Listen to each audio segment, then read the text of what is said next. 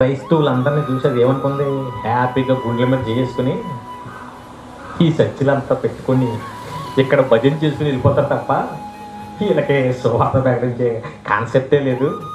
ఆ పాస్టర్కి ఏం కావాలి, ఇవి కావాలి, వీళ్ళకేం కావాలి, ఆశీర్వాదాలు కావాలి, లేదా వీళ్ళకి రోగాలకు ముందు కావాలి అంతే తప్ప వీళ్ళ వల్ల నాకు ఎటువంటి ప్రమాదం లేదు.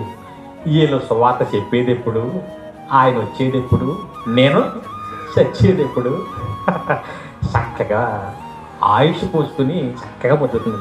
మనం పోతున్నాం తప్ప అది పోదు, అంతేనా? ఎవరింతగా దాన్ని పెంచి పోషించి ఆయుష్ ఇస్తానని చెప్పండి? క్రైస్తవులే. నువ్వు వెళ్ళి అందరికీ చెప్పావంటే నువ్వు అడుగేసే ప్రతి అడుగు కూడా ఏమవుతుంది అనమాట, ఆడి తల మీద అడుగేసినట్టు ఏమన్నా చచ్చిపోతాడు, ఇంకా ఆయుష్ పడిపోతుంది. యేసుక్రీస్తు వారేమో సిద్ధంగా ఉన్నారు, మీరు సర్వ సృష్టికి ప్రకటించండి బాబు, నేను వెంటనే వచ్చేస్తాను, మరుక్షణం దిగిపోతాను.